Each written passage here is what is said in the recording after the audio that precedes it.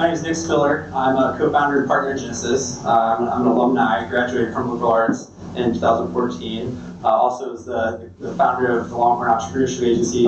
I'll go ahead and get off the stage and let's welcome Kat and Joe.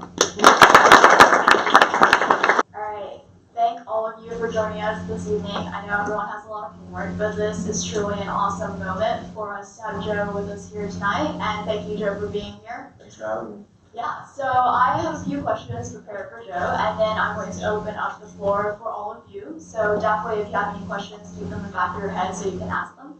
But I want to start at the beginning. So back in the early 2000s, you were a student like us, studying at Stanford in computer science. When did you decide that you were going to be an entrepreneur? I like to know that everyone has a lot of homework. I used to have a lot of homework. I still use that line though, when I have lots of emails to catch up on. I actually grew up in Silicon Valley, so I was pretty lucky. I grew up in the East Bay, and I had a lot of friends who's actually one of his older brothers were starting companies during the first bubble, because I was in high school during the first internet bubble, and so I got to kind of help out, learn how to code back then, and got to be part of a few of those things, and thought we were doing really great stuff, and then all blew up. That was actually really useful to kind of learn what worked, what didn't work. So I was always pretty interested in it from a young age. Got it. And when you were going through that internet bubble and then the burst, what do you think went wrong? Oh, well, I mean, just the business models didn't make sense. It turns out, because we have a lot of business figures here, you need to get the business side right too. So even if the technology works, if the business doesn't make sense, then things blow up, right? You can't change the laws and markets and incentives and capitalism. You still have to have something that's practical and has metrics and goals. And there's a whole framework when we build companies now in Silicon Valley and here in Austin and everywhere else that you have to apply. You have to actually see how much it costs to do something and what the metrics are that are measuring if you're succeeding or not. And when companies are able to raise money off of metrics that don't suggest they're sustainable, that's going to lead to a lot of people blow up, which is what happened. And I think a lot of investors, a lot of people learned. I mean, you have to remember this was all totally new stuff in terms of the technology, in terms of the internet, in terms of what it meant. And you know what everyone really got wrong is when it all blew up, everyone says, oh yeah, that was all a bunch of crap, you guys are stupid. And it actually wasn't the new economy was incorrect. The new economy was entirely right, and we're all living in the new economy right now, 18 years later. It's just that a lot of these things for the new economy were going to take a little bit longer, and we're going to require our business models to work. And so I think a lot of people learned from it and then reapplied it, and actually a lot of things they were trying are being redone right now, and they are working. Got it. So when you were back in college, you were in the midst of all of this new technology that we use today coming up and actually being employed in different parts of our lives. Was there a particular area that you were super interested and passionate about? Well, I think just the internet, the consumer internet was like the main thing that was really, really big. If you go back in time 20 years, right, that was the thing that's happening. So, and I'm not to go into all different waves of these things, but, nowadays there's probably not that much new happening on the consumer side, but back then we were all in the consumer internet, because that's what mattered. Right. So you eventually decided to help start a bunch of companies. When you were approached Just a lot of them, was like here and here. Right. I started to start one company, because if you start more than one at once, then you're going to go, this is not a good idea. When you decided to start your first company, what caused you to take that leap of faith when you could have perhaps gone to work for someone else? Sure. So my particular path, I was exposed to a few other kind of really well-run, what I call hyper-growth startups first before I built it myself. So I think by far the best risk-reward thing to do is find people who you really admire, you think are really smart and hardworking, who are building something and that thing seems to be starting to work, and you can go to them. I think that's by far the smartest thing to do with your money and with your time. And in my case, when I was at Stanford, that group was the people at PayPal. And obviously, in retrospect, it was really obvious because, who were the founders of PayPal? You guys probably know there was Peter Thiel and Max Levchin started Infinity, and then Elon Musk started X.com. Infinity and X ended up merging and becoming PayPal. So you have all three of those guys who have each since then obviously started a lot of great companies. As you can imagine, the teams they had around them were just awesome. So I was sitting at Stanford, and not, at the time, people weren't famous, but they're just hiring all these amazing people. And I said, wow, I want to be part of that group. And so I went there. Actually, they rejected me the first time I tried to go there, but that's when I was a freshman or something. But I ended up getting in a year later and being an intern there for a couple of years and getting to know Peter and Elon and some of these people a little bit, and then really seeing what was working at PayPal. Frankly, the challenge there, you guys probably heard, the Chinese and Russian mafia were stealing all of our money at the time. So a bunch of our competitors went bankrupt because they were getting their money stolen online. We had to figure that out. and I got to do a little bit part of that. And then I went and worked for Peter at his family office, and Peter was starting a hedge fund at the time, so I helped him with that. And he was the first investor at Facebook, and I became friends with those guys. So I was just very lucky to like, by seeking out where a lot of other smart people were going, you kind of put yourself in a position to be exposed to a lot of great things. And only after I'd been helping him with the fund and had hired a bunch of my friends there who were playing with these different ideas that, you know, a lot of my friends that didn't like finance very much, just were saying, what are we going to build? And we were building some ideas based on finding the fraudsters back at PayPal, and we realized we could apply it after 9/11 to some of these other problems of the government. And so Palantir kind of grew out of that effort. But I don't think I would have been able to build Palantir if I hadn't seen how PayPal works, if I hadn't seen some other companies around Peter at the time. Got it. So mentors were really important to your growth and when you first got into this industry. What do you think makes a really good mentor, and how should we go about finding our mentors? That's it. It's a great question. It's not everyone who's talented is willing to help you actually do these things. One of my, I'm not going to say his name because he's a very, very famous investor, but I was driving over to see my friend Kevin Hart, who was building Zoom at the time, which Peter was invested in just before Palantir. And my friend in the car with me had built PayPal with Peter, and he was just a really smart guy. And I was like, you know, I said his name. You're really good at helping all these companies. Everyone looks up to you, and I want to be able to build companies. I want to learn how to help them too. And can you give me any advice? And he looked at me and he shook his head and he's like, you know, I'm sorry, you either got it or you don't. So it's like, yeah. So I was trying to get him to mentor me. But in other cases, there were people who you say that to and they help you out and they follow up with you. So you got to find people you click with. And I was very lucky. There were a lot of people around Peter's thing. Kevin Hart actually became a mentor at that time for a while. And he ended up actually starting Eventbrite later, which is funny because I guess people use Eventbrite to sign up for this. Yeah, so I'm excited to see that. Yeah. So he said that you either have it or you don't have it. Well, that's pretty much it.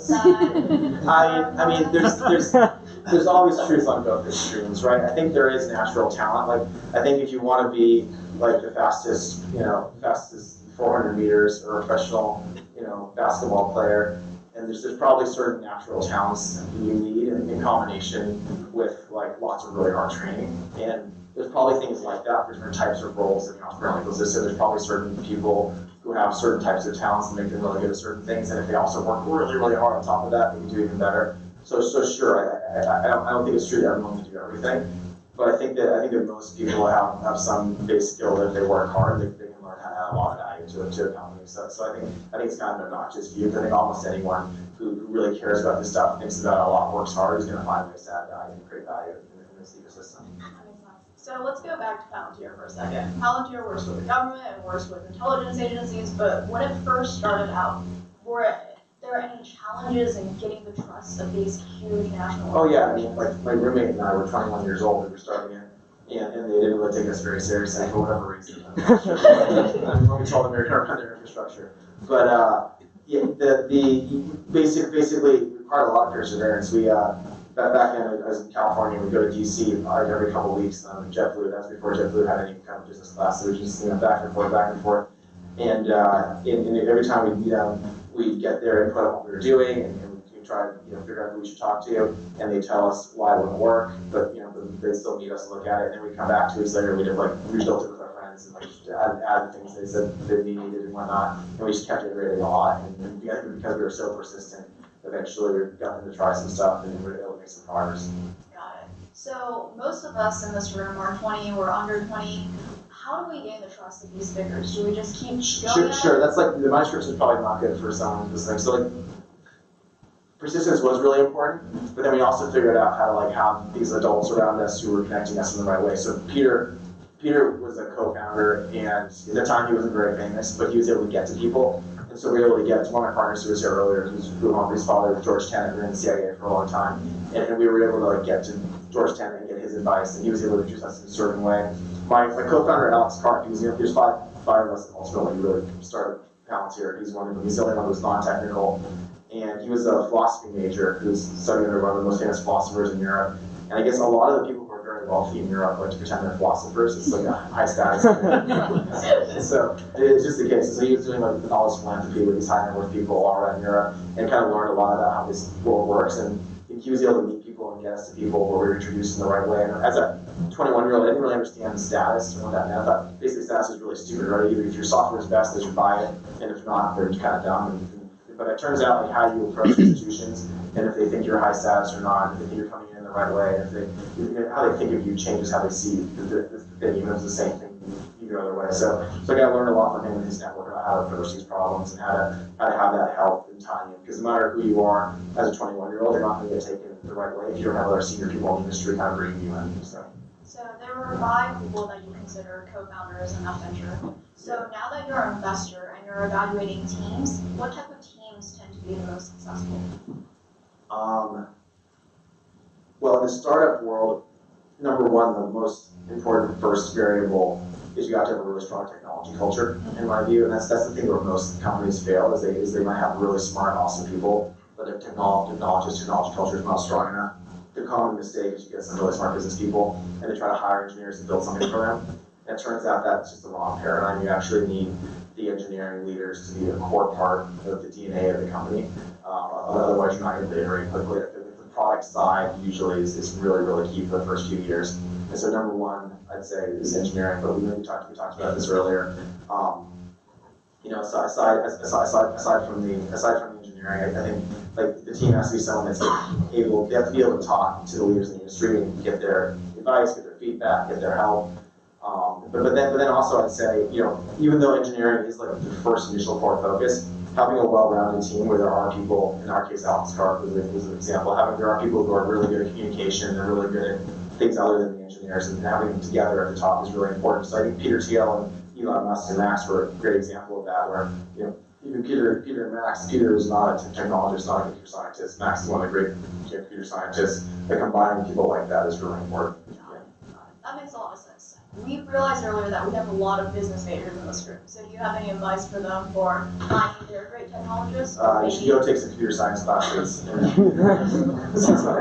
has a great certificate for computer science. Yeah, just make sure you don't have to be as good at it as your co-founder, but you should learn a little bit.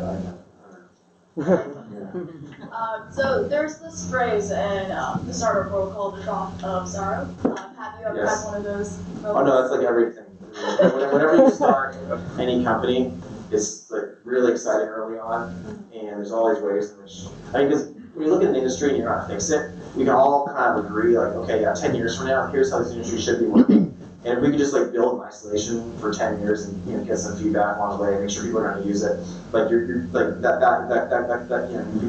works. And the problem is there's this like reality now, and there's this 10-year vision, and like getting there, you're like, oh, this is exciting. It's like always, that's like it's basically you realize, wow, this is way harder. There's all these reasons why this hasn't happened yet, right? There's all these reasons why the world doesn't work this way. It's like the world's kind of set up to stop you from doing new things, and it's just really painful and hard, and you always have to just fight through it. And not only is there like the trough of sorrow after you first start working on something, because you see it's much harder than you think, but there's also just like multiple ups and downs usually, and I've always found like the worst downs where like people are like giving up and ready to quit oftentimes occur right before really big breakthroughs where you're going to win. So this is this thing you just got to push through, and you got to have really strong leaders, and you have to only really build these things if you really believe in the mission, and you're going to know that even when things return against you, this is something you should really believe that it's possible. You're going to keep going on. Got it. So can you give us some examples of missions you personally believe? Yeah, sure. I mean, one of the things we're focused on at ABDC is just that in general, there's all these industries that are just the way they work now is just really suboptimal and really stupid compared to how they should be working. One of the ones I'm most passionate about in general is government. So there's a lot of areas in government that say people are voting about things. I don't know if you're voting to fix everything, but maybe push things in the direction you believe in. But I think in general, there's all these processes in government where if anyone sit down and look at those processes, we'd be like, yeah, that's obviously suboptimal. It's obviously not using data. So one of the ones I'm personally really passionate about is what's called the regulatory state. So we have about 9 million words per state right now of rules and regulations that are carried out in terms of different industries. And in the federal government, there's about 1 million different kind of commands and rules that have been put together by regulators. And when these people create these rules, it's like there's no like logical data system where you can say, oh yeah, there could be like 30 rules in Ohio and 5 rules in Kansas, and Kansas could be working way better, but Ohio might have no idea because they don't have time to go see what Kansas is doing. So there's no data-driven thing where you go back and say, oh yeah, that was a bad regulation relative to what this other state did. So basically, there's this whole area that's just broken that runs our whole society. So there's actually some of my colleagues here. We have a company called Esper which is based in Austin, which is working specifically on this with a bunch of different states and governments to basically run regulatory processes better. So that's one example is what Esper is doing that I'm really excited about there. But there's a lot of things like this in the world where you find an area you're passionate about and could really fix it. That one I particularly like because it seems really esoteric, but it affects our whole economy. So there's a lot to get done with that. So I've had a lot of students who have great ideas who they come talk to me and then they're like, but I feel like someone is already doing it. Do you ever feel like someone doing it already is a reason not to try it? You know, actually, most good ideas, there's already something in the market.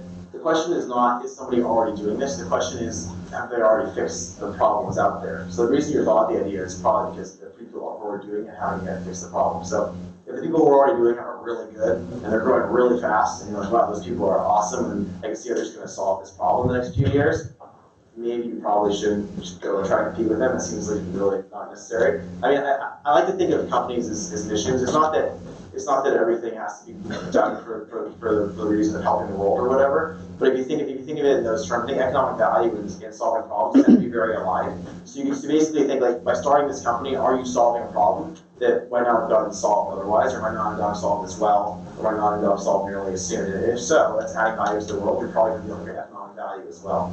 And so it's fine. There's lots of good companies and lots of people doing something like them, but they're not really doing it well yet at scale. And so it's worth, if you can bring great talent to do it, it's worth it. That makes sense. So social impact seems to be a term that a lot of investors are talking more and more about today. What's your opinion on social investing?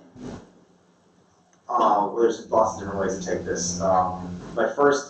Whenever people are talking about social impact as investors, it usually, this is really obnoxious, I apologize, but it usually means they're like mediocre investors, because frankly, like almost all good investing should have positive impact in the world, it should have positive social impact, especially nowadays, especially in technology. So there's a lot of investors who call themselves social impact investors, and they just get mediocre returns, and they raise little funds, and they frankly do a pretty mediocre job. That's the reality today. There's tons of these funds that don't know what they're doing.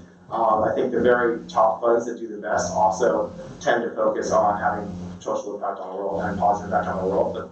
But again, that's one of the things you're looking at when you're building. So when we're investing in healthcare, when we're investing in logistics, when we're investing in global defense and intelligence, like those are all. Like Palantir is a social impact company. Like yes, we also killed helped to kill thousands of bad guys while saving them billions of dollars. But that's very positive impact.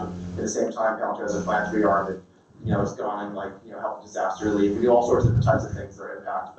But I don't know. I get a little bit annoyed when I think it's like a naive approach to capitalism where there's like my stuff's positive social impact and everything they're doing is just evil and bad. And actually, like most businesses we work on, if they're profitable, they're doing good things, they tend to have positive impact, is my view. Got it. That makes sense. So let's shift a little bit more to your investing philosophy. When you're looking at a company, what are some things that make you really excited about the opportunity? Sure. Sorry, you're going to be a broken record. Number one, like lots of really strong engineers are allowing them to try to work there. So like a typical company, an average company, unless it's like really hard. Like a great company, they can figure out how to create a culture that attracts lots of the best people. So number one is talent. Number two, working on a mission that's going to change how industry works. You say, here's how it works today. Here's how it's going to work thanks to us. That's really important. Number three, you want usually some kind of data mode where you're basically capturing data thanks to what you're doing that then enables the processes to be run better. We learn a lot about that with platforms. I think another key thing is that if you want to invest in a really big company and there's something that's going to be really huge, the big question is why is this possible now when it was not possible 3, 4, 5 years ago? So you see the very biggest companies in the technology space. So for example, if you want to invest in Uber or Lyft or Didi, which is a ride sharing company, if you do that before the mobile phone exists, it doesn't make any sense. There's no such thing. If you do it now, you're 10 years too late. It's been possible for 10 or 11 years, right? So the question is like, what's really possible more recently? And that's where the really big companies come from. Got it. Are there any red flags that you watch out for? Oh yeah, a lot of things. I mean, people should understand their business model and their budget. We've learned a lot about what it means to understand your budget. If you don't have a good sense of that, that's bad. People should have a decent sense of reality and what's possible, what's not possible. Usually, if they're trying to work in an industry and fix the industry, they should have been reaching out and talking to people in the industry. They should have some kind of advisors, some kind of people around the industry who believe in them. They should know the industry better than I do. I go deep in a lot of industries. I have two little young daughters at home now, 19 months and 2 months old, so I don't have as much time to read. But given that I don't have much time to read, and these last 2 years and I'm so busy, if I know the industry way better than you, that's a pretty big red flag. You should have already read 5 or 10 books on it. You should have talked to everyone. You should be teaching me about what you're doing. So when you're looking at an industry that you haven't touched before, how do you start to understand it? Well, you meet the people who are senior and ask questions. I guess this is also like the interesting thing about venture capital is a lot of my partners and I, we started businesses and we've been very lucky to have success. And so therefore we're able to kind of go and meet with people who are running something. So if I'm going to be investing in industry, I want to talk to a bunch of people who are running things in that industry. I want to have read a bunch of articles about it. I want to have read a few books about it. I want to have developed my own opinions. I guess that's not a red flag if you don't have an opinion about things. So most people shouldn't be entrepreneurs, and there's various reasons why. One of the main reasons people shouldn't be entrepreneurs is very few people have their own personal opinion, where they believe like this is how this should look, and here's why I run this industry and how which is wrong. Because if you don't have an opinion that says here's how the world should look and here's why people are wrong, and you're not that kind of person, it's called being disagreeable in psychology. If you're not that disagreeable kind of person, you probably shouldn't be starting something. Because the whole point of starting something is to build something that's different and changing how things work, right? And so I think in order to invest in industry, in order to build things in industry, you need to have an opinion about the industry. You need to think like, here's what's different about how it should be working. Got it. So has there ever been a deal where you originally thought you wouldn't be interested, but then you ended up being interested? Oh yeah, all sorts of things. And one of the big areas that I've gotten really interested in the last 4 or 5 years is what we call the bio-IT wave right now. And so it turns out one of the biggest areas of kind of renaissance that's going on in the world right now is in biology. There's all these things that are possible now that were not possible 2, 3, 4 years ago. And so when I first started investing with Palantir, when I built accounts with Palantir and Apart and OpenGov, I really understood governments and finance and healthcare, IT, the IT side of it. But I say, I don't do anything that involves the science because I'm not a scientist. I'm a computer scientist. That's not a real scientist. So I kind of avoided that. But as my friends started building things in genomics, and then I go, that's okay. That kind of involves IT, and I've learned enough, and we start making investments there. And then I have friends who are doing this. Like things like lipid biopsy, which basically means you could, take someone's blood and you could like sequence the cell-free DNA and you figure out if they have cancer or not, and you could diagnose the cancer. And this is one of my really smart friends, and I started learning it. At first I was like, I actually don't do that, but then I came back to it, like, oh wow, we actually should be doing this because this is really important, and it does involve a lot of interesting engineering that we know, plus the science that we don't know as well. So I started actually hiring some PhDs in some of these biological areas the last 3 or 4 years, and now we've done a bunch of really cool things in that area. And the lipid biopsy one went public a few weeks ago. It was a great company. It's saving a lot of lives. So there's stuff like that it's kind of a fun thing about being an investor. You get to learn about it.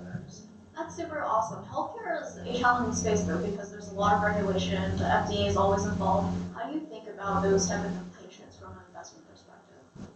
Sure. So the FDA is very expensive, and so if you're doing like a single drug or you're doing even multiple drugs, you're gonna have to raise tons of money to go through the FDA, and it's gonna take a lot longer. So that's like traditional biotech, and when people have made a lot of money in traditional biotech, and usually you got to partner with the pharma companies because the pharma companies in healthcare, about half the profits in healthcare are made by pharma, the guys making the drugs, and they have these huge cash flows from these drugs they've been selling. And so basically, if you're going to do something in that area, you've got to partner with them. But there's a lot of other areas of healthcare you can work on. So maybe if you just stop to do healthcare for a few minutes, like one of my first big healthcare investments was my friend Josh Kushner started something called Oscar, which is a health insurance company. And it turns out health insurance is this really important area because the insurers are the ones who kind of decide what gets paid for and how you coordinate care for patients, basically. And there's all these ways which you can use data to do that better and give patients a better experience, and basically you can use all of a sudden use telemedicine to cut costs and help them. Like for example, the patient right now doctors don't get reimbursed for phone calls, but it turns out to reimburse doctors for certain types of phone calls, save the patient's time, saves the patient's money, saves you money, saves the doctor's time money. So there's all these like little subtle ways you start figuring out here's how we're going to use data to coordinate care. Well, one of the things we did, there was a pediatrician's office in Long Island, we were in New York to start, and we had to take them out of our network, and they called us up and they said, why are you taking us out of the network? And we said, oh well, your cost of tests is well over 3 times all the other pediatricians that were in the area, you guys are just doing tons more tests. I'm like, oh, no one's ever told us that before. They literally had no idea they were doing like 3 times as much. And we talked to a lot of people, they said it was not necessary. So they just practicing in a very, very expensive, very inefficient way. And you start to see like a lot of healthcare, there's not enough data, there's not enough metrics, there's not enough incentives. So it's really interesting to try to go in there and fix it. And I think insurance plays a really important role in doing that. So that's been really fun to build out and try to force other insurance companies to be more efficient in order to compete with us. So there's always like IT stuff, like how do you coordinate care, how do you make it efficient that way. And then there's all this like bio stuff, which is where the tools, this new revolution going on in sciences. So on a whole other extreme, there's like my friends from SpaceX. SpaceX is one of the Elon Musk companies you guys might have heard of. They were really good software hardware people, and they left to build this gene editing company like 3 or 4 years ago. And it turns out when you do gene editing, there's all this CRISPR stuff you guys probably read about. You use like these proteins combined with RNA. The RNA is like a single strand DNA, and it's like this basically tells the protein where to look in the DNA. And so basically, when you try to knock out a gene using CRISPR, it turns out you can learn every time what works better. And so every time their thing is used to like edit the gene, they learn what works better. So now it's been used millions of times. They're by far the most accurate in the world, and everyone's using them for this thing. So it's been growing really fast. But we realized that we're so much more accurate. We can actually engineer cells better than anybody. And so now they're becoming a place where people go and they buy cells from them that are engineered in all these labs around the country and all these pharma companies, and then try new cell therapies that they're enabling. And so it turns out that if you're being the best hardware software people, you're actually like enabling this infrastructure of the industry. So anyway, that's like a much larger conversation about how that stuff works. But there's the IT to make the industry incentives work better, and then there's the IT and engineering for all these different tools to help innovation go faster. Got it. So you're mostly interested in the healthcare space that doesn't require FDA approval. Mostly not. We can talk about it a little more if you want. I'll give you an example of one place where we're doing FDA approval. So I'd like to say about the FDA stuff, but there's this woman at Stanford who was one of the leading kind of postdoc researchers, and she figured out 3 years ago in her research there that you can see what small molecules a fungi makes based on looking at its DNA. And I'm talking about this because a lot more people work in this area, so you guys like a sense of how why this is really cool. So it turns out, this is a really big breakthrough. So it turns out there's 5 million species of fungi in the world, and humanity's only ever seen about 1% of what they can produce. And in that 1% we found penicillin, right? In the 1920s, we found statins, we found all these really important things that came in this area. And so because she could figure out, she could look at the DNA what fungi could do, we just started like sequencing all these different fungi and looking for different targets. And we decided, what should we look for first? Let's look for targets that famous drugs from the 1990s and 2000s can target. And so we'd find a hit in the fungi, then you copy and paste the DNA out of the fungi, and you put it into a yeast. It's called synthetic biology because the fungi does not behave at all. It never does what it's told. But you can take the DNA from it, put it into a yeast, and the yeast just produces a protein and runs the program. So we know how to do that pretty well now. And synthetic biology is like a new tool that's been developed the last 4 or 5 years. And so it runs the program. Out of the yeast comes these drugs. And like, wow, it turns out that the fungi knew how to make these really famous drugs. We didn't know they knew how to make. So that's pretty interesting. So based on that knowledge that it works, then you start searching all these millions of species of fungi, start sequencing more of them, and searching for targets we want to go after for cancer, we want to go after for inflammatory diseases. And so now all of a sudden we're finding like 30, 40 of these new drugs that we're printing out with the yeast. They're just new drugs we haven't seen before that are targeting these areas of cancer. So all of a sudden we have this platform that could create tens of new really valuable drugs. And that's pretty awesome. So each one of those drugs is going to have to partner with pharma or raise money or go through the FDA. But because it's this platform, it's really neat. And actually, in order to make this work, we had to speed up all the processing for all this like DNA and stuff. It's all information science. So actually, two of my leads of engineering at Palantir had been there for 10 years. They left. They were wondering what they wanted to do next. Like, you guys should come help cure cancer. And you put them in this thing, and they were crushing it. This company's going 100 times faster now and finding all these new drugs, which is really cool, right? So it's like a combination of the best of IT plus this science, and combined is doing some really cool things. So in that case, we will have to deal with the FDA, but I still thought it was worth it because it was such a cool platform. That makes sense. So information science is becoming super important for even industries that traditionally didn't have that much computer science within it. Yep. But a lot of consumers at the same time are starting to become concerned about data and privacy. Do you think consumers should be concerned? I think if I lived in China, I'd be really concerned because there's like crazy people who can like ruin my life if they think I'm against them. So that's really scary to me. I think in America, I think the biggest thing to be concerned about by far is people who have a monopoly on force. So I think we're lucky in America, pretty much no matter which party you support, I think we still have a functional checks and balance system where there's no way anyone in power is going to get away with like ruining our lives based on based on this kind of stuff. So I'm actually not that scared. I think people like massively overreact, but I do think I'd be terrified if I was in China. Just a simple picture of this. Got it. So data has a lot of different implications and applications. What is most exciting to you in terms of the next 10, 20 years? Well, I mean, I think I want to go back just to the Esper call out in that case, because I actually think, again, like, there's always parts of our society that really matter, but the one that matters the most by far is government. I think America is as wealthy and powerful as it is because we've had a much better government than the rest of the world for a long time. And I think a lot of parts of our government that have just been decaying and not working as well the last few decades. And I think if we're gonna be a wealthy society, we need to remember what made us great, which is a lot of these things around property rights and checks and balances and small, smart government. And in order to do that, I think technology is absolutely necessary. That makes sense.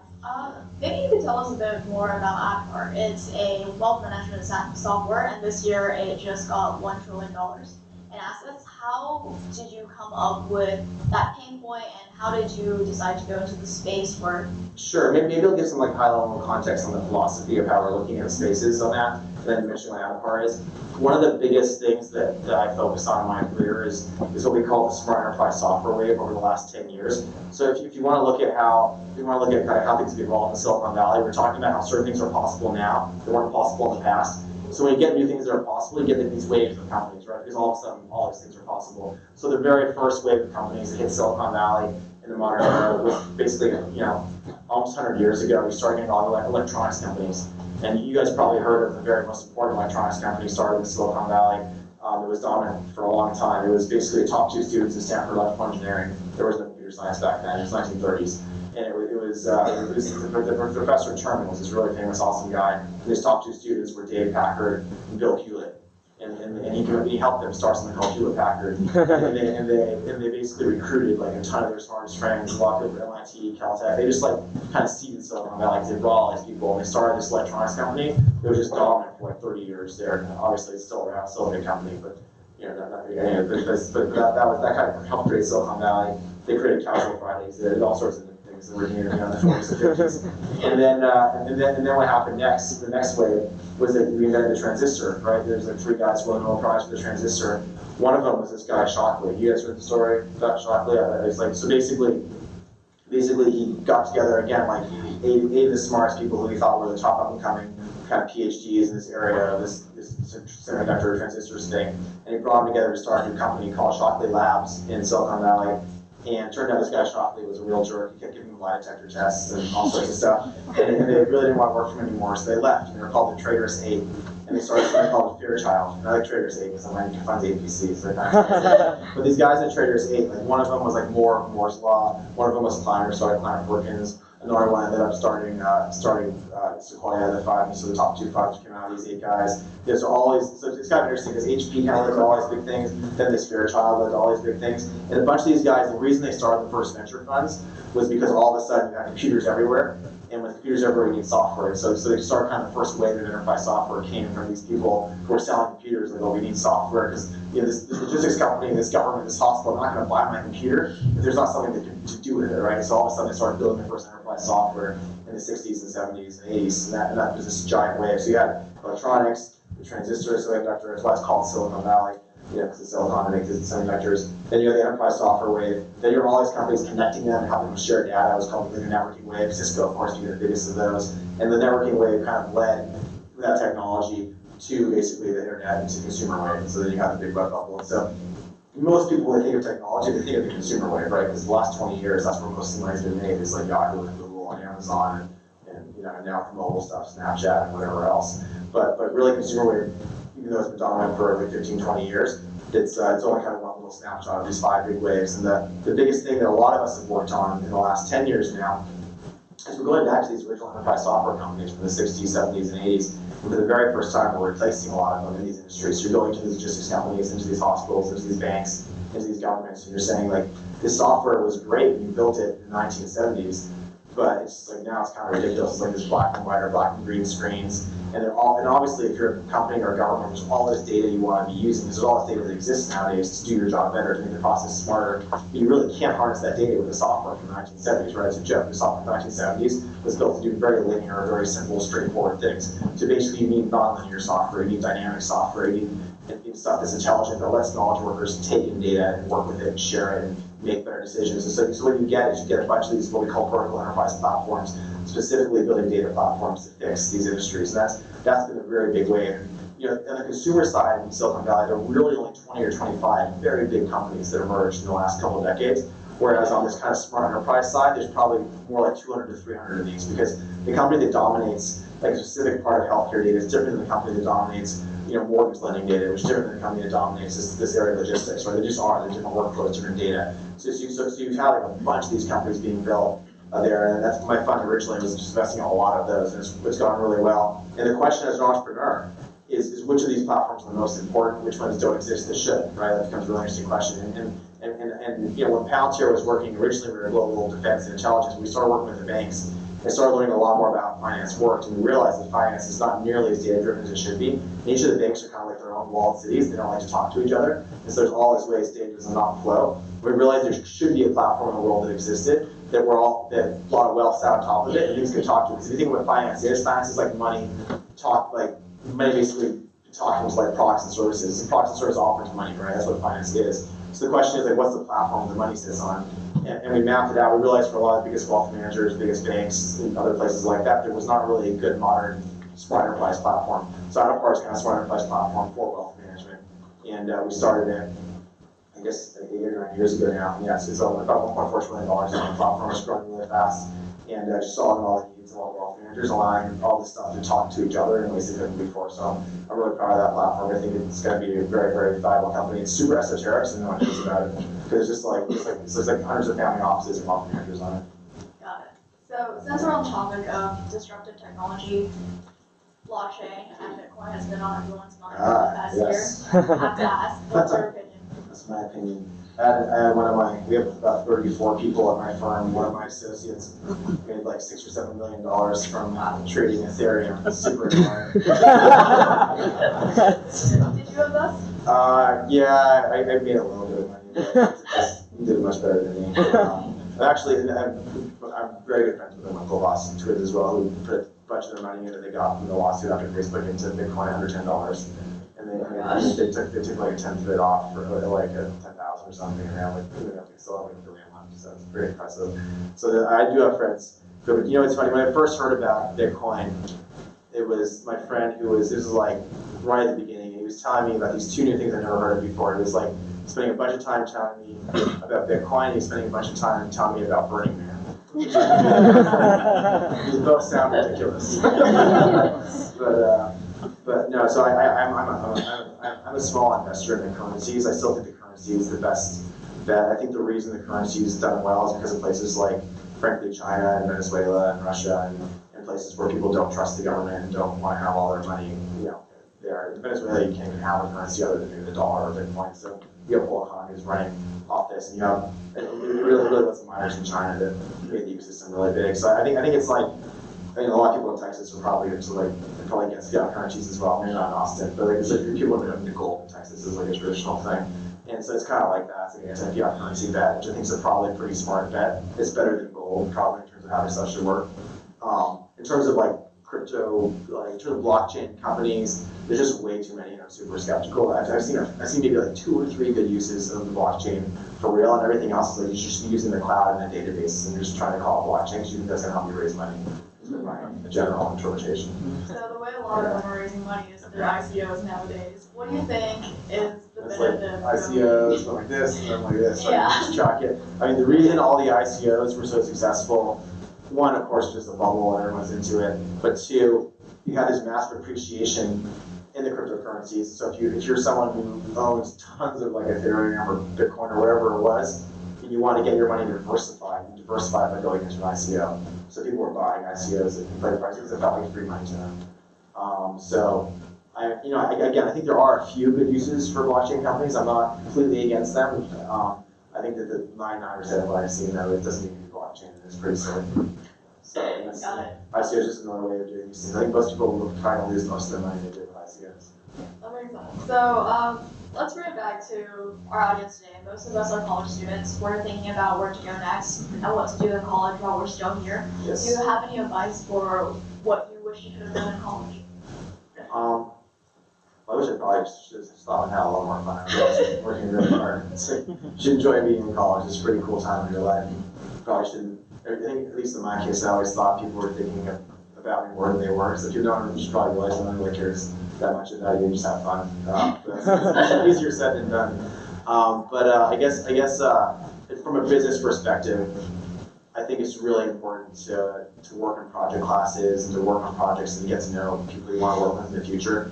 Whether or not you're going to start something yourself, you're going to want to be part of something you're building. Just knowing more people you've worked with before and having a network of people who you like and you want to spend time with and you want to bring into things is super helpful. So just thinking about, you don't have to be like a weird calculating person where you're mapping out your network or anything. Just getting to know good people and working on building stuff while you're in college, I think is really helpful. Got it. That makes sense. All right, I'm going to open it up for audience questions. So feel free to ask any questions, and there will be mics being passed around. Okay. Yeah. Hey Joe, my name is Luca. I'm a venture partner at Palantir Capital. I'm going to start off by saying thank you for coming out tonight. Really appreciate you being here on campus. And I have two quick questions for you. So number one, what do you think are some of the unique risks with investing specifically in student founders, and kind of the challenges with that, and kind of some ways to mitigate those risks and challenges? What's number two? So Yeah, and the second one is specifically what you think makes a VC stand out from other comparable VC funds. Cool. I think in general, it's very rare students end up starting really big companies. There are exceptions, and it's worth looking at. But I think I think you want to invest in people who have some either extremely unique talent that's literally the best in the world at something, or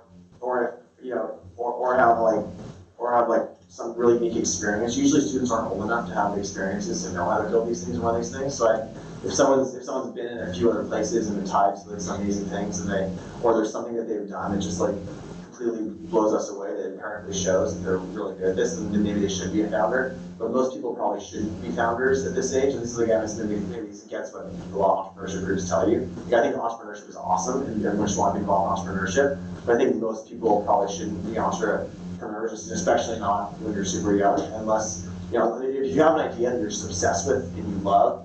You're like, I'm going to do this. This is my life. I'm focused on this. This is what I'm doing. Here's why the mission's right. And I've already attracted all these other people to help me, and I have all these advisors in the industry, and I've iterated with them. Then I'm like, okay, wow, that's pretty interesting. You're exceptional. But I think most of the time, a lot of student founders don't know what they want to do with their life, and that's why they're founding. So that's not necessarily the best thing. A lot of times I meet people starting things. I say, you're clearly a really bright person, and I think you'd do a lot better if you would find something you join and be part of that's growing fast and you'll learn from before you do this. Is usually my view on these things, which a lot of people don't like to hear, but that's just try to be honest about whatever I've been wrong in the past too, obviously, about that, but I think that's generally the right thing. And then in terms of you're asking about what a VC does and who we are, a lot of my partners and I have been lucky to build a lot of companies. There's not very many.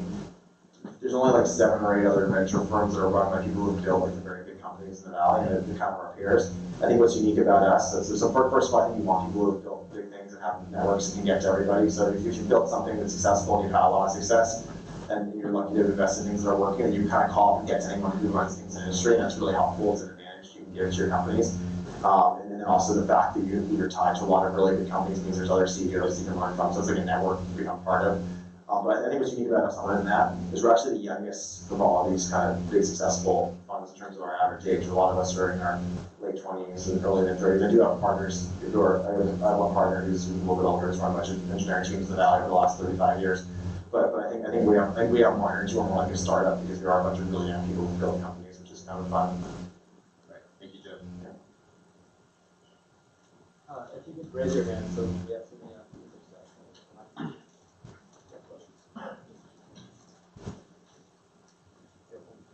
Oh, am I choosing? Next, one, two. Hi, Joe. My name is Nisha. I'm a computer science major here. Thanks for coming.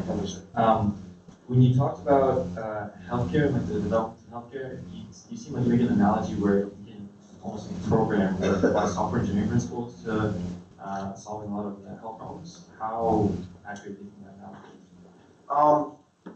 I think there's a lot that can help with. I actually think the number one thing, it's actually ironic, I'm meeting with a guy who runs, again, the Center for American and Medicaid Innovation, which is like the kind of healthcare policy thing in the administration. And he's pretty good. He sold a company for $1 billion that aligned incentives for end-of-life care that actually helped a lot of people save a lot of money. And I think he's pretty smart. And the big thing I'm working on there, actually, if you search my name online, like my name in healthcare, I just wrote this essay on how to save $900 billion in healthcare. So something I'm thinking about a lot.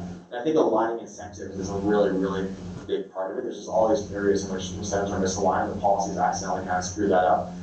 One of the biggest ways to align incentives with data is what's called value-based care. So right now, payers and providers are like your hospital, and payers like your insurance companies. So payers and providers, like they should, their incentives are aligned, it's better, but most of the time not aligned. Providers want to charge more, the payers want to pay less. So the question is, how do you realign incentives using technology? And the idea of this thing called value-based care, which was in Obamacare, but it's also an idea that people on the right have been pushing for a long time too, so it's like a good bipartisan idea, is that you want to get data on what things should cost, and you want to basically create competition on meeting those costs between hospitals. And so what happens right now is every hospital area is pretty much like a local monopoly. Most of the time you have like, you don't think like, oh, I'm going to go to one of 6 hospitals. You're just like, oh man, who knows, you're hurt or whatever, you're going to the hospital. And so the question is, how do you get the hospitals to have market forces and have incentives where there's better results for less money? And by being able to have a really precise data, you can actually create value-based care metrics so you can compare it. And so there's a big battle going on right now because the big electronic healthcare record companies don't want to be interoperable, don't want to let us get that data in order to map it out because they want to control the ecosystem themselves. So we're trying to force them to open up. If we can force them to open up and build ways to get that data, then we can build a lot more apps and we can do a lot of things using it. So I think technology is the answer, but it's technology aligned with more driven incentives. Great, thank you. And kind of like follow-up question to that, you described the evolution, I guess, of different waves of industry in Silicon Valley, some of the enterprise software. Would you say it's accurate to say that when computers first started, then we turned to consumer-based applications? That was kind of like the low-hanging fruit, and now that we've kind of made a lot of money there and perfected that, then we can go back to the enterprise software like industries like finance and healthcare and government, which have a lot of regulations, but also have a lot of opportunities for optimization. Yeah, it's approximately right. Again, there's a lot of things online we've written about this to look at. And I think that the key insight is why something possible now that wasn't possible before. And so one of the big reasons, even starting 10 years ago, you got this big wave, is for the very first time, the cloud was actually a very big deal. This cloud enables workflow processes that weren't there before. The existence of the mobile ecosystem actually creates a lot more data to use for all these industries as well. And then all these big data tools and everything else. And then so that started to apply to a lot of industries, and then you kind of went to the regulated ones last because, like you said, they take longer to get these things. So right now, the biggest things where there's a gap between here's where the industry is now, here's where it should be, are things like Esper, which Malka here is running, and companies like that are fixing things in government, these big industries in healthcare too. Okay, thank you. You have a question? You have a question over here?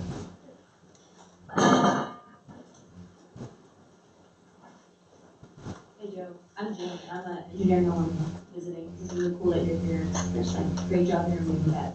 I was just going to ask, I'm from Russia and actually very interested in the government space, even though I did engineering. And I'm curious, is there an ideal state that you are trying to get to with all your work with the government? And what does that vision look like exactly? Because to me, it's more like everyone talks about, and everyone hears me speak, talking and voting on policies instead of politicians. But I was curious what your... Sure. Well, I think that's a great question. I'm not sure if there actually is an interesting philosophical question. Is there an ideal state in human affairs? And I think I have opinions about what's best, but I think in general there's like principles that really matter, and using data for decisions, having incentives be aligned towards the best outcome for everyone, being able to use markets because markets work, but at the same time, markets sometimes can leave the bottom behind. So using markets while still taking care of the bottom and taking care of the people who get left behind. Like I think there's a lot of things where you kind of have both sides of the dialectic, right? And so the question is with a lot of these things, like what are the processes government's using now that we can all agree are wrong in a bipartisan way and we can fix? So I try to start with those because that's the easiest stuff. And so OpenGov, which we're now in 2,000 cities. And we have a bunch of different tools to help government be more transparent, help them work on their own data, understand their own data. And one of the things we're doing there now, we have about 200 cities using us to make their budgets. and we're opening it up so they can take their budgets. There might be 3,000 things they're spending money on. They could look at like 50 cities like them, and they could see, oh wow, we're spending 3 times as much money on average in this area versus what the regression would predict, whereas in this area we're really efficient. And you look at the area, we spend 3 times as much money on average, and very often it's like, oh, that's really interesting, like the former mayor's brother is in charge of this service, and you're like, I wonder, maybe, you know, who knows? But so it's like, it's just like all this kind of stuff where it's like, okay, there should be more transparency, there should be better processes, there should be, I think right now government's so big and there's like so many billions of things it has to do, that how do you use data, how do you use logic to make it not screw up? And how do you harness the things that do work in the world, like markets and otherwise? But I don't think I'm trying to impose any single view on it. I'm just trying to make it smarter if we can to start. That's my idea. Anderson? So I know a lot of people talk about how time is one of our most important resources, and so I was curious to know, is there anything that you do every day, week, month, whatever it is, that you can personally attribute to your productivity in the day or your success? That's a great question. I wish I had a simple answer. I actually try to get enough sleep because otherwise I'm way less productive and I don't sleep enough, which is like, I guess the opposite of what some people say. I have some friends who just like say they don't sleep and they just work all the time, but for me, my brain's faster and I'm awake. I think the number one thing is surrounding yourself with amazing people. Like no matter how productive you are, if you could find like someone who's just really, really bright and working really hard and aligned with you, like that's gonna create like so much more value. If you can find a bunch of those people, that's even better. So the great thing about companies is your job is always to replace yourself with amazing people. And so I think productivity is about who you surround yourself by more than anything else. Gotcha. Thank you.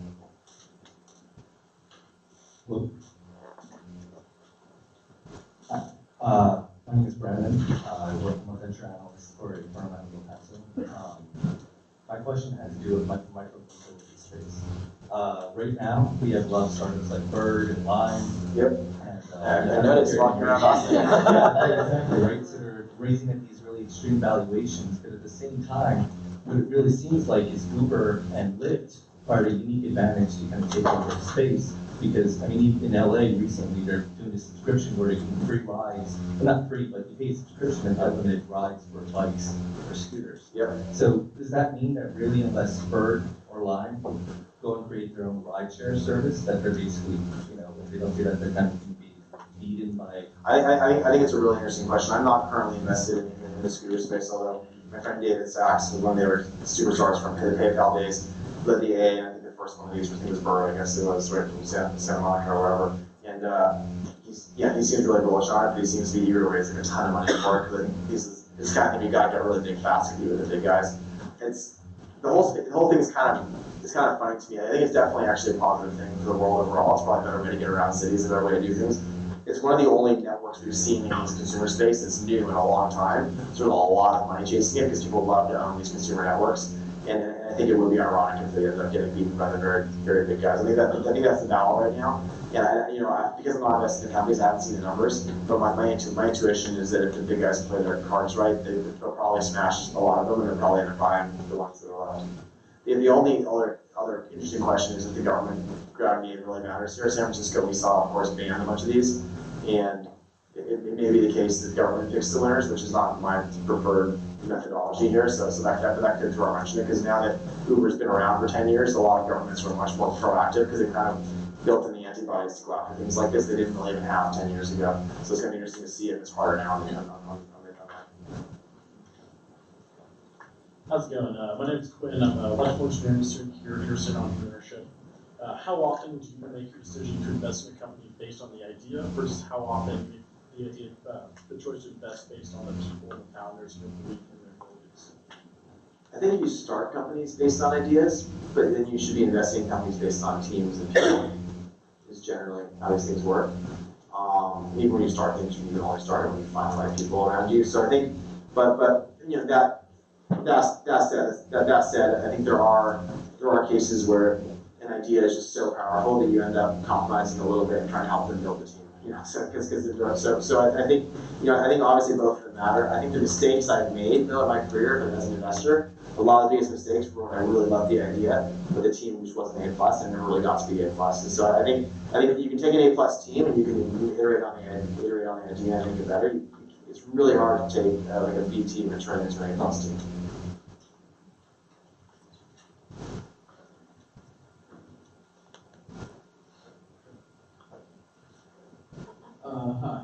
name is Mark.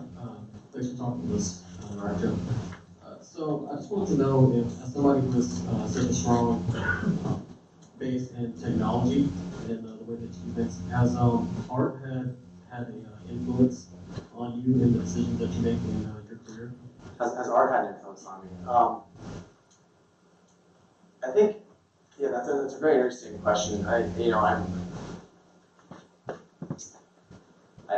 have studied a little bit of art. Actually, I collect a lot of 19th century and 18th century stuff. Actually, I'm not sure how I say it influences me exactly. I tend to be very interested. In like, I think aesthetics is a kind of funny thing, because I think aesthetics could be something that applies to art and to your view of beauty, but I think it also applies to like your view of life, because I think in some ways like art is very intimate into your core values and how you live your life and what really matters. Because at the end of the day, you can see a lot of this stuff as an aesthetic choice in terms of what's innately beautiful. I think culturally, truth and beauty were probably a lot more aligned in the old days of morality and integrity than they are in our culture nowadays. So I think there's something really interesting there in the history of the Western civilization and how we view art and how we view aesthetics and how we do that in our moral life. So for me, that there is an influence there. I'm not sure if I can say it's influenced me that much in terms of modern art or anything like that, though. I think it's a very cool area to explore, though. There's probably a lot there I have to learn. Thanks. We had a question about the e-scooter space, and just zooming out a little bit into the transportation space as a whole. With the rise of autonomous cars coming into play, and being so closely linked with government regulation and how government is planning to bring in this technology, how do you see the transportation space evolving over the next few years? Is it still going to be people buying individual cars that drive themselves, or more like a service style where you have autonomous drivers? No, I think it's a very fun question. I have to be a little bit obsessed with the Boring Company, and I also have investment in like the coolest electric vertical takeoff and landing company that my friend built. So I think there's a lot of new things coming in transportation. They're actually pretty important. These both sound crazy, I realize, but I think they're both actually going to impact most of our lives in the next 5 or 10 years. The autonomous car thing, first of all, I think the regulation is going to be harder than people think. I think it's going to take longer than people think. And then second of all, even when you're able to do it, yes, the majority of young people in cities will probably not own their own car, but there's going to be a lot of people who still want to own their own cars. I think for our entire lifetime, it's like a cool thing to be able to have. And there's a lot of like our culture tied around that as well. So it is a case that it's going to shift that way, but I think it's going to be a slow, long shift over time as a general rule. And then the other thing about transportation that really matters to me when I say I'm going to the Boring Company, I think like one of the biggest things, we were talking about this earlier, but one of the biggest things for our country, for our economy, is cost of living, and for people being able to access high growth economies. And so one of the worst things we've done in our country is basically, used to be if you were poor, you moved to a city and you work your way up and you crush it. And now it's almost impossible to afford to live in a lot of our high growth cities. And so being able to fix that with transportation and being able to make that work better is really key thing that allows us to work. Question back here. So, Joe, Kat, like everyone else, yes, thank you for your service tonight and coming out to support the community. So my name is Joshua, and a couple of things about me. I'm with the Austin Blockchain Collective, Associate Director over there, and I'm also a co-founder of the company. But my question is for you, Joe, and it's two parts. It's two things. One, the time horizon on healthcare-related investments tends to be a little longer than the typical sunset on a fund. Maybe it's 5 years, but the healthcare side might be a 10-year run. And then secondary, some of what you were talking about was somewhat marketplace-based, so you've got both the supply side and the demand side. On that last question, you talked a little bit about 8VC's position in marketplace investments, and then a little bit on that time horizon on the first part.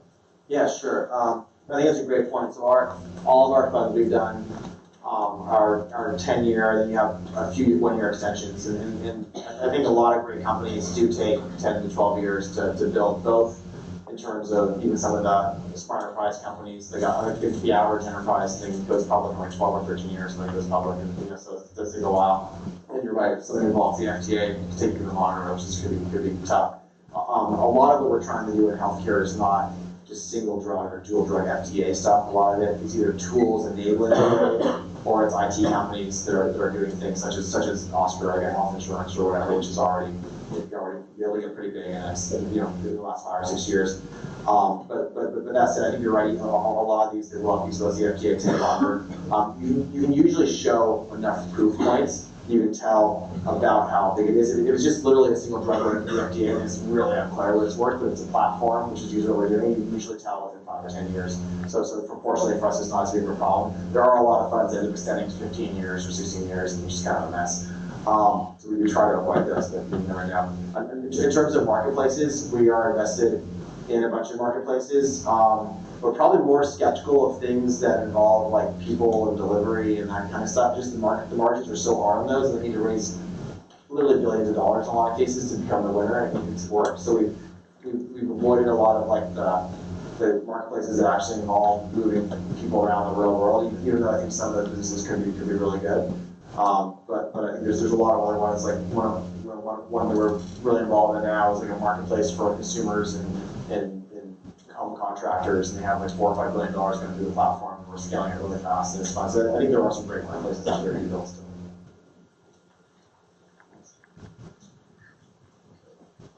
Hey Joe, just wanted to ask your opinion on like unforeseen effects of like social networks. Obviously at Palantir, you thought through how your product could be used or misused, but I wanted your opinion on what the responsibility of founders in these companies that are so large and big and maybe haven't thought through their missed effects or some of the problems. No, I think it's a great question. I mean, it's a really, Facebook in particular is a really interesting one. I tend to think it's one of those that would probably exist in some form, maybe not as good, but in some form, even if large network didn't exist, in the sense that it's almost like a natural like evolution of technology to enable some kind of platform like that. And it becomes a fascinating question of what is this like natural? It's kind of interesting, right? It's rather than saying like there's a person in charge of it, if we're just to evolve, and you're like watching Planet Earth, and Planet Earth is run 1,000 times, like what is this naturally going to evolve to look like, and what's this impact on people, and is it negative or positive? And it probably comes with like a lot of positive and a lot of negatives, but it's almost, it's not that I don't hold Mark accountable for things, but it's almost like a natural phenomenon of what's possible for people to connect on these things. And then the question is, what should he be doing based on that? What's his responsibility? And in this case, I happen to know founders Facebook personally pretty well, and I think they're actually very moral people and very thoughtful people and have a lot of worries and thoughts about these things. And I think it's a very hard thing to control and to figure out. I personally there's people who are angry on both sides, right? I personally come down on the side of free speech very strongly. I think it's really, really dangerous for there to be a platform where there's like all these public conversations going on, and then to censor things too much. I think you should only censor, in my view, you should only censor what's against the law. So you should censor like things for like child pornography. That's against the law. You can't have that on Facebook. But I probably would allow everything else because I think it's too dangerous for people to decide what they're censoring or not. And then people could choose to block and not listen to people or whatever, and that's fine. But that's my view. I also understand people who get very angry about that, and they're like, well, we shouldn't let people say certain things. But that's the whole point of the First Amendment, though, is that I'm not saying First Amendment does apply here, but the principle of First Amendment applies in the same way, where it's really dangerous to have someone being able to say who can't say what, because that power gets corrupted very easily and starts getting used. Imagine if someone you disagree with politically captured Facebook and was using that power based on what they thought was good. That would be terrifying, right? And so I tend to think it's a very tough question, and there's not really easy answers, and it's very easy to vilify someone who's in his early 30s and is worth $50 billion, and it's like you're doing this, but obviously there's not a lot of people crying for him, but I think it is a tough thing. So I have 2 young daughters at home. One of them's 8 weeks old actually, so they just left for a little bit. But I'd probably rather they don't go on these things for quite a while. I probably wouldn't have them on. I think these things are very, very addictive, and just knowing the founders of the companies, your job is to kind of like trigger dopamine effects and addict people as well as possible. And the whole system is. This is why I never wanted to invest in Zynga. Mark Angus is a good guy, I think, but Zynga is to me like basically makes money by manipulating Midwestern housewives and being addicted to the game and spending thousands of dollars on it. That is, sorry, that's a base demographic for people that they're figuring out how to spend all this money on it. So I shouldn't talk in public, but basically that is the case, right? That is like where the money is. And I personally am not inspired by that. I don't think it's good in the world to get someone addicted to a game and spend $3,000 on it. And it's a similar thing for any consumer technology where your job to be successful is you dopamine effects psychologically and you have to use it as much as possible. So I think it is all of our jobs to try to regulate ourselves and to be really careful for our kids and to watch it. But at the same time, I still argue overall, I think it's very positive for a world with these ways of connecting and social. exists, but it's, you know, we're all gonna learn a lot about how it should work over the coming years. It's a very tough question. Sorry, I didn't have a good answer there. Yeah. Joe, I've got a question for you. Right back here. Okay. In raising capital, I've got a strategic who's willing to invest at a much higher amount, let's say, than a VC. Yep. Classic situation. Yeah. How do you go about thinking? How do you think through like bringing that together? And also, it's kind of a two-part question. For an Austin-based entrepreneur, how much value would you put on an Austin-based VC firm in helping you gear up for a very effective Series A? Interesting. So yeah, a few things. I think there's. I go back. I think there's like 4 things that VC is really critical for in terms of their job. 1 is helping you find really great people. 2 is helping you find money, like you're saying, which is one of the things you're interested in there, and resourcing, financial resources.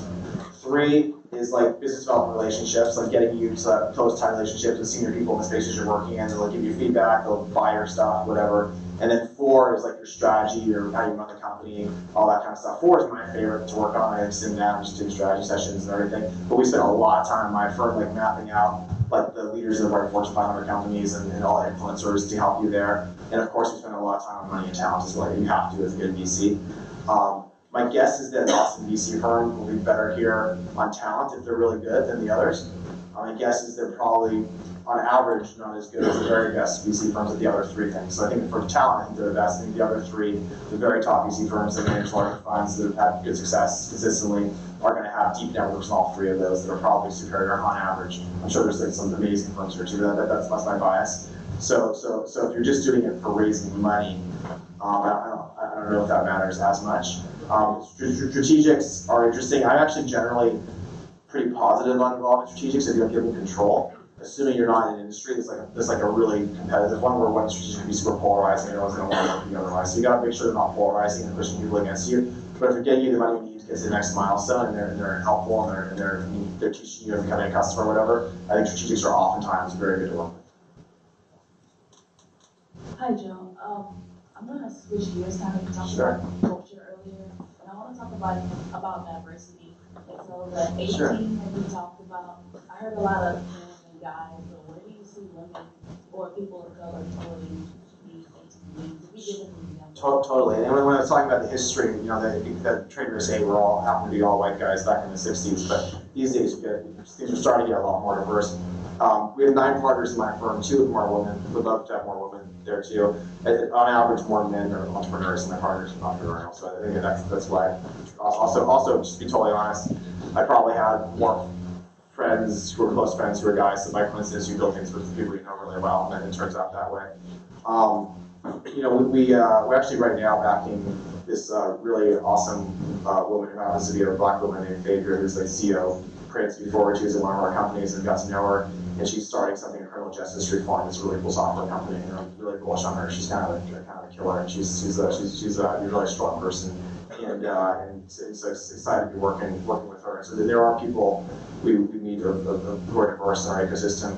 They tend to be for reasons I don't fully understand yet. Like at least in the Bay Area where we work, there's fewer people, fewer black people we work with. There are a few advisors we have. One of my really good friends there, Adrian Fenty, was the mayor in DC, and he's been really helpful to a bunch of our companies, and he has a little fund that he put together that we work with. So there is some diversity in the ecosystem. It probably is not enough as much as there should be.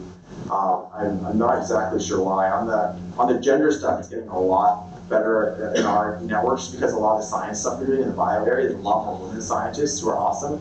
So by coincidence, last quarter, we actually were ranked #1 in the world for backing women founders, which we didn't do on purpose. We just happened to by coincidence. We backed 6 of our 10 investments were into female-led companies last quarter, which I was really happy to see. That was total coincidence, and that's unusual. And I think it's because we're doing more science stuff, and there's a lot more strong women science entrepreneurs I've seen lately in our ecosystem.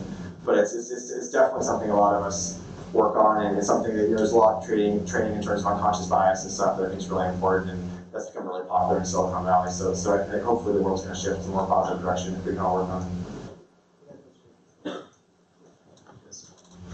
Hi Joe, thanks again for coming. My name is David, and I started Austin's quantum computing meetup group. So my question is kind of twofold. What are your thoughts on quantum computing, and two, how do you think it fits into these technological waves that? I think it's a great question. I'm going to be totally honest with you. I have a few of my smartest friends who are in that area, and I don't know it very well. So I've answered all these things confidently, and I don't want to confidently answer you because I actually don't know it well enough. My current mental model is this will completely change everything if it actually works, and things that completely change everything don't usually work. So this is kind of my view of quantum infusion. But actually, I've seen a lot of evidence from smart people that both quantum and infusion could just actually really matter within the next 5 years or so. So if you're gonna change everything, let me know first. We can chat and figure it out. But I think it's a fascinating area. I apologize, I'm not as strong on it. Yeah. Thanks for being here tonight.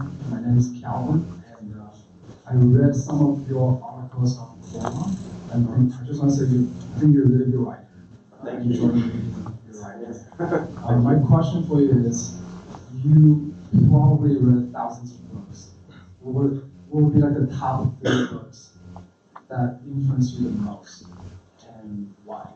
Oh, well, thanks. I did used to read a lot of books. I read a few a week. Now that I had kids, I stopped reading as much because they take up the time. It's just trying to figure that out still. If anyone has any tips later, I could use that. But I'll say one. Let's see. I think the Shield of Achilles by Philip Bobbitt was very influential to me. He's a constitutional scholar, probably one of the constitutional scholars, and he maps out a lot of history of the last 1,000 years, and he shows how the forms of government evolved based on the boundaries of power and warfare. So I thought that was just super interesting, and it really gave me, as a systems thinker, a really cool framework for how to think about the world. Because a lot of times, the reason why certain governments or certain things are the way they are is tied to these forces that you don't always think about in terms of economics, in terms of warfare. It's one example was when Napoleon was able to get all the masses to use these guns and go fight Prussia. Basically, for the very first time, you had all the masses working together to be in warfare. Whereas before that, the only people in warfare who mattered were basically the knights. One armored knight from the feudal age could take out 100 peasants. The peasants didn't really matter, but all of a sudden the peasants mattered because of these new types of guns. And so that meant that the Prussians had to become a democracy. They couldn't be an aristocracy anymore because peasants wouldn't fight and give their lives for you if they were in charge, if they weren't actually represented, if they weren't actually part of the leadership of society. And so it actually kind of ended. One of the reasons the age of aristocracy basically ended was this shift in military warfare, right? So and there's a lot of other things like that throughout the last 1,000 years that caused shifts that I hadn't appreciated. So anyway, I think that was one interesting perspective. Another book that's a little bit along those lines is probably a lot easier. That one's way too long, so no one's gonna read it here. But the other one that I'd say is really good. It's called Evolution of Everything, which is by Matt Ridley. He's controversial. He's an interesting guy. He's in the House of Lords in Britain, and he's a really interesting intellectual, writes a lot of books. But Evolution of Everything is my favorite of his books, and he kind of talks about the principles of evolution apply to tons of parts of our society. And it's really interesting systems thinking books. Maybe I'll just leave you with those two. I think they're both really fun. I think the frameworks for how to think about the world are really important. We have time for one more question. One more question. 2 more questions. All right. Do I get the next one? Go ahead. So, Joe, I've witnessed data and transparency contribute to mission free at USAID. I'm just wondering how you talking with data and transparency will reduce nepotism, mission free, rent seeking, government. Yeah, sure. Well, I think that's a great question. I think data and transparency by themselves are not necessarily the answer. I think those two can help contribute to fixing processes. So I think the real question is, how do you take a process that's running right now? USAID is a great example, actually, and I don't know as much about you probably, but I've interacted with them, I've seen some of the things they're doing, and there's just tons of ways in which the processes through which they're giving out money or carrying things out are not nearly as good as they could be if they were using data intelligently and they had checks and balances and they had, for example, metrics and competition to see what resulted and then iterated based on that, right? So this comes back to the evolution of everything. And when you actually want systems that evolve based on learning, right, and getting better. So what data and technology could do for USAID would be to take their processes, force metrics on them, use the data transparency to force smarter, better processes that use competition and that whatever works gets more resources, what doesn't work gets less resources. That would be really smart. The problem is technology, transparency, data without understanding incentives, without understanding the things that make our world work, which is markets, which is business logic and metrics, like they're pretty useless without those, is my view. And so there's this like thought in a lot of people in government, you just like wave technology on things, and all of a sudden it's like going to work, and that obviously doesn't work. You need to understand how to create incentives, and how to measure things, and how to force them to get better, is my view. Hi Joe, thanks for being here. I am Praneeth and I'm a business major. I'm really excited about the VC, tech VC industry. I just wanted to get your perspective on what are the good skills and attributes that are useful there and how to get in. So what are the good skills and good skills for VC? Well, I think if you want to be good at VC, I think number one, I think you should take time to be in a startup, to understand what it's like to operate a startup, and I think knowing what it's like on the other side, it's very easy to think what it'd be like in a startup, but you end up, it's very dangerous to have a lot of people in VC who have that before, so do that. I think number two is like be really good at metrics. Like what are the metrics of these businesses? There's a lot, I've written some things on live metrics. I think Ben Horowitz has, there's a lot of our people who have written good things on that, so just understand the metrics and measure businesses. And then number three, I think have opinions about industries. If you really want to be good at VC, you need to be someone who's very interested in how industries work, why they work that way, and have opinions on how they're changing and why. So I think venture capital at its best is like figuring out and helping really talented people like test hypotheses about how the world should be working, and then scale them when they're correct. If that makes sense. Cool. Well, thank you very much. I think that's all the time we have.